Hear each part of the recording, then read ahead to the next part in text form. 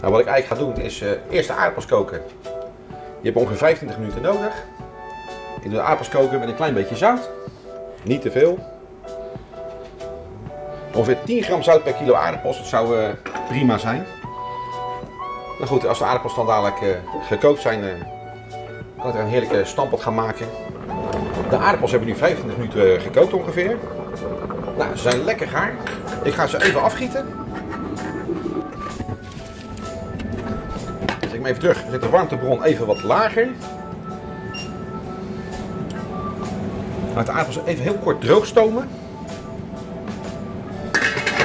En ik schud ze even op. Wat ik vervolgens ga doen met de stamper, ga ik de aardappels fijn stampen.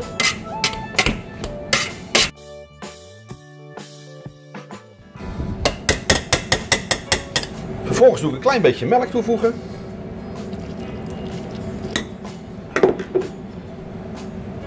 Ik doe een klein beetje mosterd erbij.